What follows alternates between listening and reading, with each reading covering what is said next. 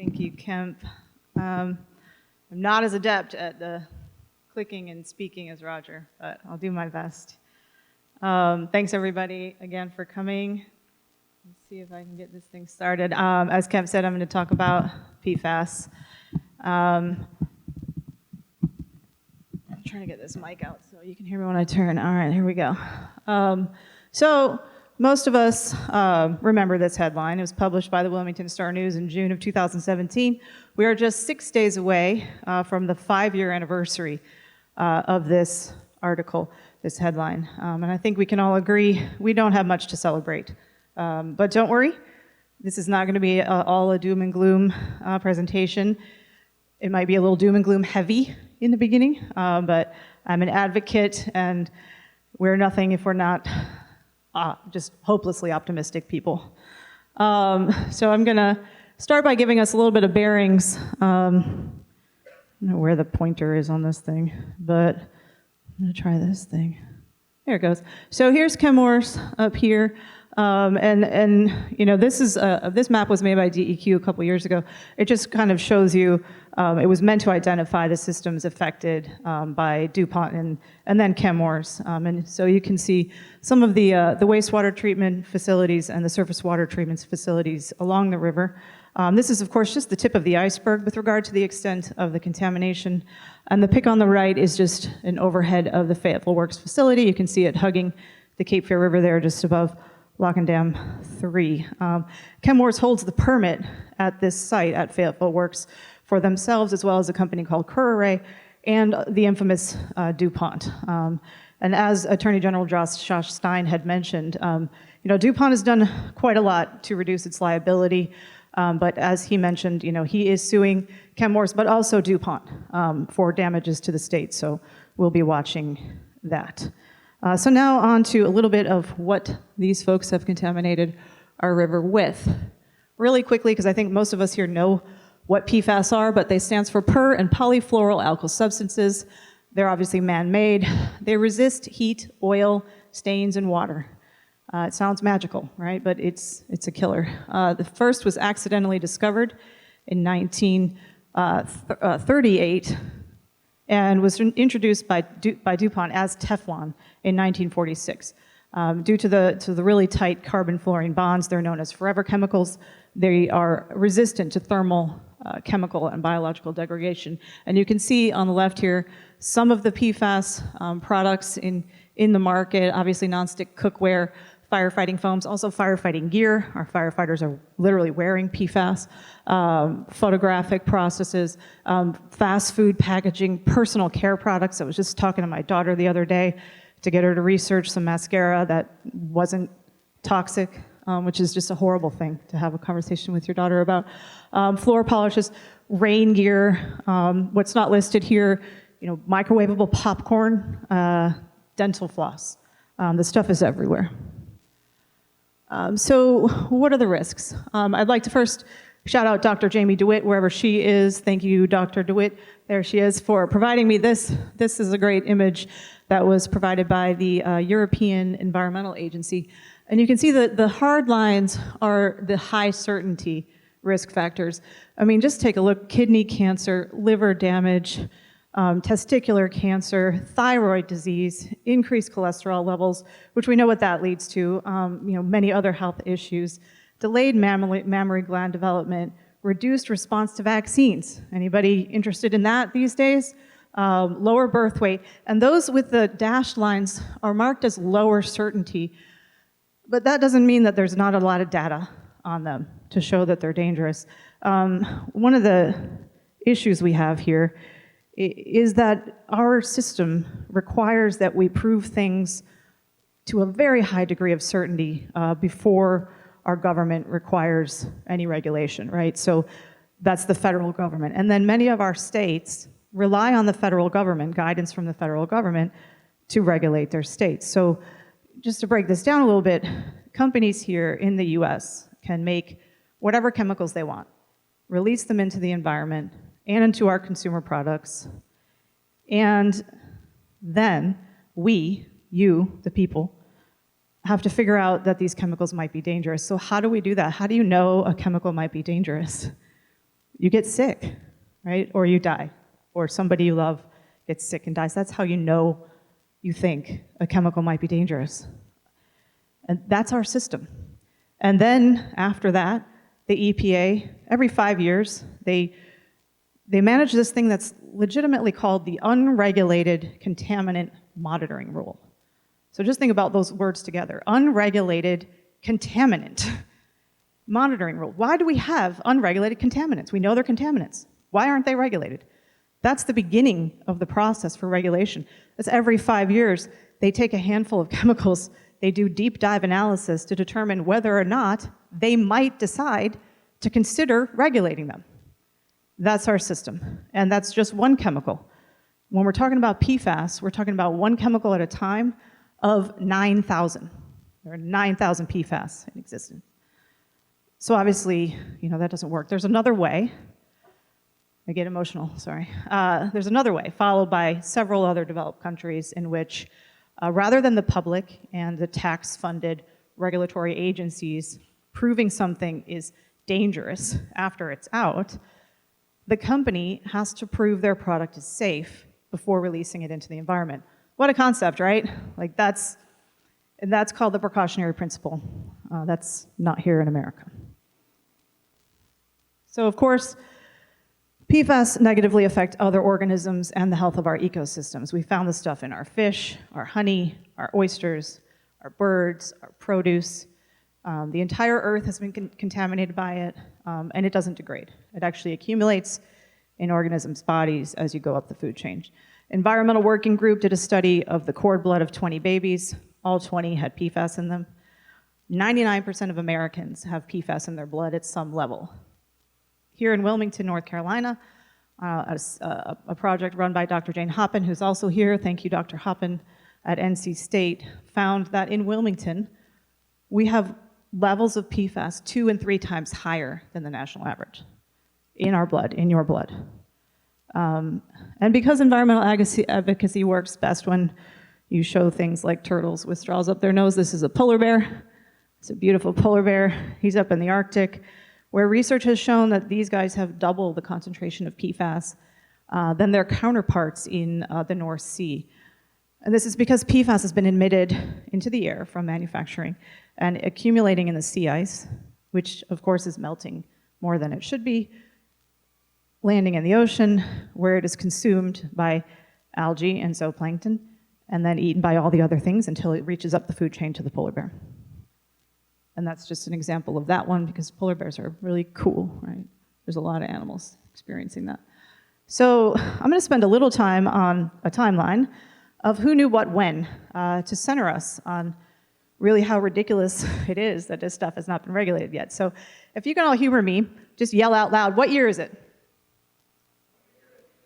2022. Thank you for saying what year is it. I was wondering if some people might do that. I meant 2022. So let's keep that in mind as we go through this slide here. In the 1950s, the chemical manufacturer 3M, their own scientists found that PFAS binds to and builds up in time in human blood. In 1963, 3M declares PFAS toxic. In 1963, they declared it toxic. In the 60s and the 70s, DuPont and 3M found the ingestion of PFAS toxic to fish and rats, inhalation highly toxic, liver damage from exposure to PFAS in food packaging, spleen, lymph nodes, and bone marrow lesions from PFAS ingestion. And in the 1980s, DuPont and 3M reassigned female workers after birth defects were found in rats. They reassigned their female workers. There was elevated level of cancer in the 3M workers found as well. In 1984, DuPont found PFAS in Parkersburg, West Virginia water supply. They didn't notify the utility. In the 1990s, 3M found a risk of testicular cancer, prostate cancer in their workers. DuPont found heightened cancer risk at that same Parkersburg plant, which was making Teflon. In the 1990s, that was the 1990s. In 1999, 3M scientist declares PFOS, this is the chemical used to make Scotchgard, the most insidious pollutant since PCB. That was the 1990s. We're in 2022. And so this is just one of the shocking quotes from a book called Exposure by Rob Ballot. I highly recommend you read this book. Many of you might know Rob Ballot as the Hulk. He was played by the Hulk in a film called Dark Waters. I also highly recommend watching that film. Or you may have met him when he joined Kemp and then director of Southern Environmental Law Center here in Wilmington after we screened the documentary version of Dark Waters, which is called The Devil We Know. To close out this section on who knew what when, I'd like to show a couple short videos from that film. So 3M and the EPA hammered out an agreement where they would voluntarily take PFOA and PFOS off the market. At the time, the best producer of the perfluorochemicals was 3M. I'm going to have to ask our tech guy to come and help me with the volume. So I was there at the time. a second here. And they said, "Yahoo! The king is dead." Yeah, let me a second. I'm And going in to try fact, that first. In a few months, DuPont made a decision not only to continue using PFOA, but to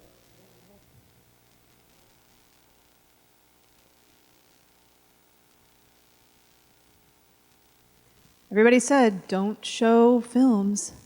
And I said, it's going to work out. Here we go. I think this will cut it for us. It might be extremely loud, so beware. Let's just see what happens here.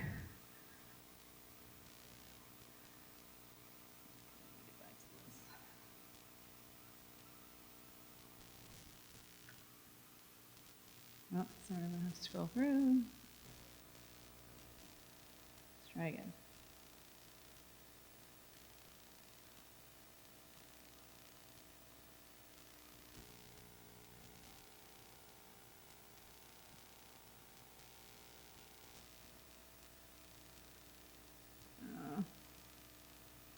Okay. And oh, there it goes. So 3M and the EPA hammered out an agreement where they would voluntarily take PFOA and PFOS off the market. At the time, the best producer of the perfluorochemicals was 3M. DuPont looked at that business, and I was there at the time, and they said, "Yahoo! The king is dead." And in fact, within a few months, DuPont made a decision not only to continue using PFOA, but to actually begin manufacturing PFOA at its facility in North Carolina, correct? I don't recall the exactly timing or phasing, but you're correct. Within some period of time, we concluded to manufacture the product and to continue using the product.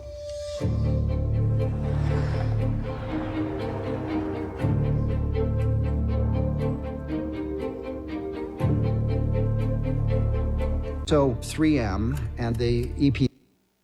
So you saw that last note there. The same year that 3M decided to voluntarily phase it out, DuPont came to Fayetteville and started producing it here upriver from us. And according to the DEQ documents that I've been able to see, there was no permit, right, for that. So that was 2002 to 2004, unpermitted PFOA wastewater dumping directly into the Cape Fear River, it being emitted into the air. And you know, this is the same chemical that DuPont had been sued for releasing into the environment in Ohio, in Parkersburg, West Virginia, and the Ohio River Valley, beginning in 1998. That's when those lawsuits started. Then they came here and started putting it in our river in 2002. I have one more. Let's wish me luck on this one. See what happens if I can find the cursor over there. I don't know how.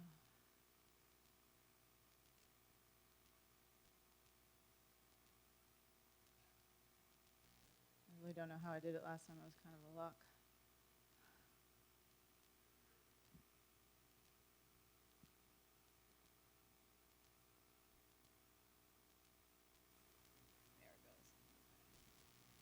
Relationship to what we'll find in the human population. DuPont itself had classified PFOA as a confirmed animal carcinogen, possible human carcinogen.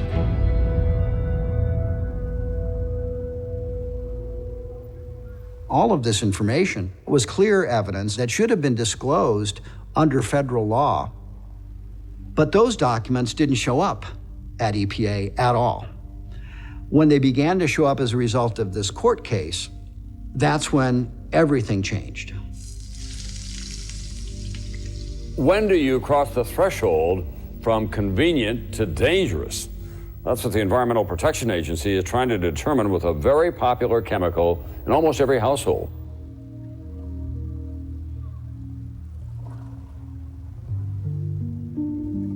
Okay, so you see that it says in 2002. Relationship to what we'll find in the human population. DuPont itself. In 2002, EPA said that they were going to launch a priority exploration. That was 2002, to determine if regulation of PFOA should happen. And so that was, you know, who knew what when the corporate, you know, corporation obviously, and then EPA, and the entire purpose of the EPA is to regulate corporations. We know they're not going to regulate themselves, right? So it's 2022. Their priority exploration started in 2002. So let's get local. So PFAS in the Cape Fear. In 1980, DuPont began to make vinyl ethers at Fayetteville Works facility. This was emitting and discharging, we say emitting for air and discharging for water, PFAS as byproducts until at least 2017. So from 1980 to now, we've had PFAS in our drinking water. 2002 to 4, again, that's when they were making PFOA. 2004 to 12, the C8 Science Panel. This is what came about from Rob Bilot's massive lawsuit in Parkersburg, West Virginia, a huge human health study, 69,000 people, and the findings linked C8 PFOA to most of those health issues you saw in that earlier slide. In 2009, EPA directed DuPont to substitute C8 or PFOA, those two terms are interchangeable, with Gen-X at the Fayetteville plant. They were claiming it was a safer PFAS. Voluntarily, you know, they asked them to do this. In 2012 to 2016, PFAS found in the Cape Fear River by some EPA scientists. One of them is here, Dr. Mark Schreiner, and NC State researchers, and you'll hear from Dr. Knappe later today. In 2015, DuPont chemical arm becomes Chemours. You know, they're doing all they can to reduce their liability, DuPont is. Then in 2017, that $670 million settlement was split between DuPont and Chemours. We believe they spun off so that half of that big fine could be split between the new company, Chemours, and DuPont could walk away. In June of 2017, public learns of our contamination. February of 2019, a consent order was signed between Cape Fear River Watch, the DEQ, and Chemours after we sued both the company for violations of the law and the state because we thought they needed to work a little faster and harder at their mission. In January of 2022, Cape Fear River Watch and partners announced that they're suing the EPA. We don't want to do this. We don't want to sue the EPA. But the EPA denied our request for human health studies and toxicology paid for by Chemours. We asked for them to make Chemours pay for some health studies here. They said no. So unfortunately, we sued them. June 1st, 2022, 300 people gathered in Wilmington to learn more and make change happen. Yay!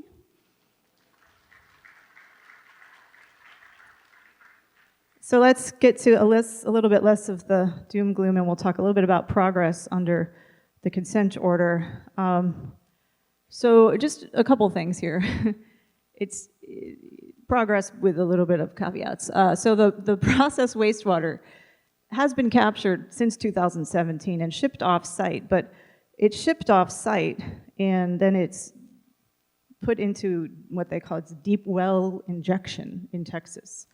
And this is because we know there's no way to destroy this stuff. So it's underground in Texas somewhere. That's not really a solution. So the air emissions, that picture on the right is what they call a thermal oxidizer. It was installed mind you, all of these were due to the consent order, not because Chemours is a good neighbor and they wanted to do it. This is required by law. That air thermal oxidizer was installed in December 2019. The tests have been showing that it has reduced the air emissions by 99%. We do want DEQ to request more sampling at the facility, and we want them to show up unannounced. Because, you know, DuPont and Chemours have been known to be a little sneaky for 70 years. So we think that they should not know when their thermal oxidizer is going to get tested. So there's an old outfall that was streaming right into the river. It was basically, you know, it had become a stream of highly contaminated, mostly groundwater actually, and we were able to install a system that I wrote GAC here. It's granular activated carbon in October of 2020. The levels that were coming out of this site were about 80,000 parts per trillion. It's a highly contaminated site. We're showing non-detect, near non-detect for the chemicals that we're sampling for to determine the efficacy of that installation. So that is great. Non-targeted analysis is also, again, required by the consent order. This is where Chemours had to take some water and figure out everything that's in it. The way that a lot of the researchers here do is they take the water and they look for certain PFAS and find that concentration of those types of PFAS. This finds everything that's in it. And shockingly to everybody, they found 257 unknown PFAS in that analysis. So if you add that to those that we know, we're looking at about 300 PFAS coming from this one facility, which is devastating. And then there's toxicity studies required in the consent order. There's only 5, and that's really slow going. And then I'm gonna get into this barrier wall and well sampling in the next couple of slides. This is a picture from DEQ of the residential well sampling results near the Fayetteville Works facility. You can see the color codes on the right there. Non-detects are green. Any PFAS at 10, any single PFAS at 10, or the sum of any PFAS at 70 are in yellow. And GenX at 140 is in red. GenX is the only one that's like identified because we have a health advisory goal for GenX that was set by the DHHS for 140 parts per trillion. So folks with that level get a granular activated carbon. That's a whole house system. The yellow, reverse osmosis. If they like, under their sinks, they get 3 of them. Chemours has to pay for them. For both of these systems, has to pay for the maintenance of them for 20 years unless the water shows up clean. And you can see on the right there, if you add all this up, the folks that are eligible for systems is 9,429. And that's not the end. They're still going. They have to keep sampling until they reach non-detect. They haven't yet done that. There is also a sampling plan for Columbus, Bladen, New Hanover, and Brunswick counties, if you haven't heard about it. Also required under the consent order, thanks to DEQ for heading up that requirement. There's information about it on our table. There's a phone number you can call. Chemours will sample your water. Chemours will pay for the sample. A company called Parsons will come and take that sample. So these are homes, people that have lived in them for generations. There's a woman I know who's got 4 generations living in her home. All of them have thyroid disease, all of them. And there was actually a pet study done up there. Some of our colleagues at NC State studied the dogs, cats, horses, filled with PFAS, filled with tumors up in this region. So the groundwater treatment system, this is ongoing. This is a system that they call the old outfall, or at outfall 004. It requires a 99% reduction of the groundwater contamination entering the system. 99% might sound like a lot, but this is another highly contaminated area. So if you're talking about 99% of a ton of PFAS, it's not enough from our perspective. The technology has shown that GAC that I talked about earlier, the granular activated carbon, has shown that Chemours can reduce this stuff to near non-detect. So we think that's what they should do. We know the systems work. We think that they need to do better than 99%. That's unacceptably high. At the levels that the data that we have pulled, Southern Environmental Law Center has pulled for us, for the indicator PFAS that would be sampled from this groundwater plan that is in a draft permit form right now, it would allow more than 1,000 parts per trillion of PFAS to enter, but that's just 3 indicator PFAS that we're doing that math on. So remember, we have about 300. So if we have 1,000 coming out of 3, you do the math there. So that's too much. There's a draft permit. Thankfully, DEQ has listened to our request and others to hold a public hearing to talk about this draft permit. This is related to the barrier wall that you may have seen a commercial about from Chemours. The system would go in front of the barrier wall. There's information about it out on our table. And I do want to talk a little bit about our good neighbors. So, rather than using some of their millions of dollars in PFAS revenue to support clean water, Chemours has been paying lawyers to fight every step of the way, every lawsuit, every notice of violation that DEQ has submitted to them, and they're creating misleading commercials, and they've even created a good neighbor website and Facebook page and an email list, and you can get on it, and I highly recommend you do. If you get on that Facebook page and tell Chemours what kind of neighbors you really think they are, because it's pretty ridiculous. I'm on their email list, and the audacity is tremendous of what they're saying. This little video down here bragging about their $100 million investment, that is not new. That is the same talking point they've been using since 2018.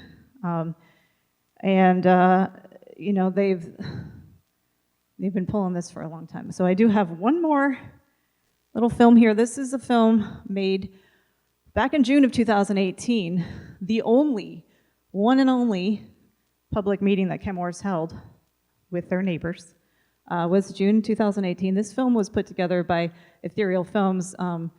Elijah Yetter-Bowman is somewhere here. Thank you, sir. And I'm going to make an effort to get this one to play. Here we go.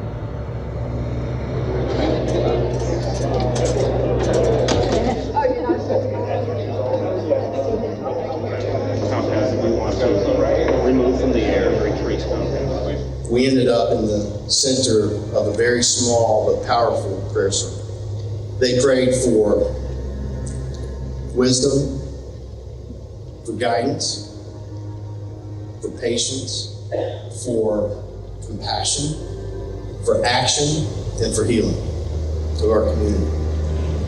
And I know a lot has been reported on this compound, but we have over a decade of scientific data and evidence and study that suggests that this compound, C3-dimer acid, and those compounds at the levels that we see in our environment do not cause health risks. For 30 or 40 years, you actually told us a lie that, we didn't tell us a lie, you just didn't tell us what was happening. And now to come back and say, oh, we're going to clean it all up, I'll bet you there's not 2% of these people out here now that believe that. For that very reason. I understand the frustration. I understand, okay? I feel like most of the folks here were left frustrated. I feel like they didn't answer anybody's questions. They weren't really honest. They came with some talking points that they repeated, and I don't feel like that was what the folks here really needed. I feel like they needed an honest conversation, and that's not what they got. If there's no unsafe conditions based upon test, then why is it necessary to have state-of-the-art equipment? I said earlier that I care deeply about the concerns of this community.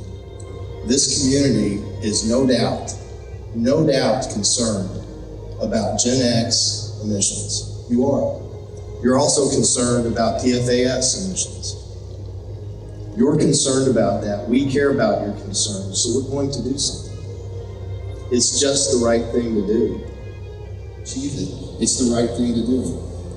Whether it's 140 or 70,000 or 230,000, this doesn't change the investment that we're doing to get it to to non-detect levels. I think that the number 140 felt a bit arbitrary. Again, it does not change the investment profile. It does not change the money we're going to spend here. We have announced that we will invest over $100 million in our facility. Over $100 million in our facility. We're installing and we'll spend and we'll invest over $100 million in our plant site. Sir, that's irrelevant to the question. That's irrelevant to the question. That's irrelevant. And it will get the Gen X and the other PFAS compounds out of the air, and it will get it out of the water. And I think that will be good for our community. Sir, y'all allow this lady to speak on her question. Sir. This is another one of my questions. He did not answer the question. I have been trying to sell my house. I am below DEQ levels, but since my neighbors are highly contaminated, I cannot sell my home. Are y'all gonna buy my house? Are y'all gonna help me sell my home? What am I supposed to do? I got 4 kids, 4 dogs, a wife, and a pissed off cat, and I can't sell my house and downsize. I understand that you're frustrated. I understand you're frustrated. Okay? I understand you're frustrated. Y'all have defiled the house of God. This meeting should have never been here. Be removed for clarifying his question? I am an ordained minister. Y'all are crooked. Y'all have defiled the house of God. My name is Jonathan Webb. Jonathan The question is your plan to invest in your company to make more money? I think tonight was a hoax. It was all about money, and they defiled the house of God by having this meeting in that church because they knew that people couldn't speak openly and freely, and they was intimidating and bullying, and they would not answer questions direct. They would tiptoe around and double talk. They're serpents. They're just snakes straight out of the Garden of Eden. They're corrupt. Are profits more important than people's health? That question didn't get answered tonight because I already know the answer. It's yes.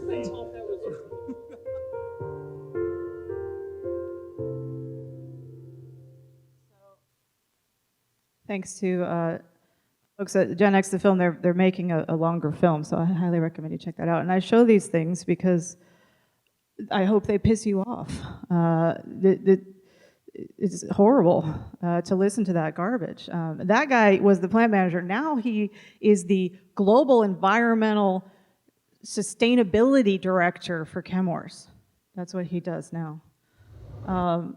So we always are ending on a positive. You can always do something. It doesn't matter what you do as long as it's good. So you can do some good things. Again, that DEQ public hearing is coming up. We've got some information about that on the table. Contact your NC legislators in the House and Senate. There is a bill in the House right now. It's called HB 1095. This is a bill that would force the polluters to pay for the utility upgrades that many of you have seen increases in your water rates because they're installing filtration systems.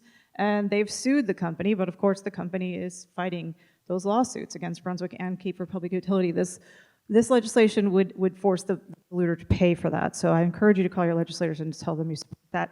And then also, while you're on the phone with them, tell them they need to do a heck of a lot more. They haven't done anything in many, many years. A lot of folks up there are introducing bills. They're doing their work, they're trying.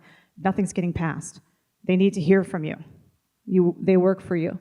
Contact the EPA Administrator Regan. Tell him, number one, Chemours should fund health studies for our region. Drop the legal case and make that happen.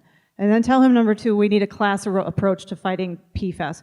We can't fight PFAS one by one. And you know, the EPA will say, that's not our process. That's not how we work things. But PFAS has taught us it's time to change the process. So let Administrator Regan know. He knows that. He's a smart guy. Be a smart consumer. Don't cook in Teflon. It'll kill you. Ask REI. There's a petition out there requesting REI not have rain gear with PFAS in it. Once they do that, then the people that produce it don't want to make it anymore, right? Because they're not buying it. It's all about money. Don't forget to vote, get on our email list, and keep showing up to things like this. Thank you. And then I have one more slide that I debated including, but it's important. I think it's important. This guy on the top of the fire truck in the middle there, that's my brother Grant. He was a Chicago firefighter and a U.S. Marine. He was an extraordinary guy.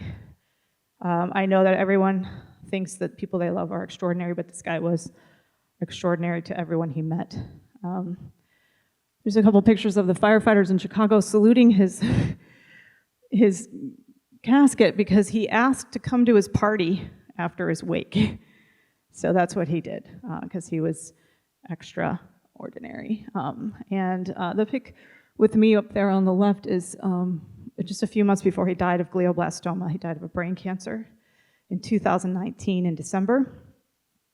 We don't yet know if PFAS causes brain cancer, right? He told me, I was working on this stuff while he was alive. He was interviewed for the Chicago Tribune. I wrote an op-ed about it. He's like, we don't know. I was exposed to a bunch of shit. I don't know if it's PFAS. You're right, he was right. He was literally wearing PFAS, right? Firefighters' #1 cause of death is cancer. They're fighting fires with all these consumer products that are burning, and they're inhaling them. It's also in some of the firefighting foams. There's no way of knowing if PFAS killed him, but he's just one hero who died already, and maybe because of PFAS. There are thousands out there who have died from diseases already directly linked to PFAS. And yes, we need studies to directly link PFAS to firefighters and military-based exposures and people like us who live near chemical manufacturing companies, because all of us need to know the truth. We deserve the truth. We need to know how to limit our exposures so we can make choices to be healthy and to live. But we can't let one more extraordinary person die while we wait for regulation. So the time to regulate is now, and thank you for showing up. That's it.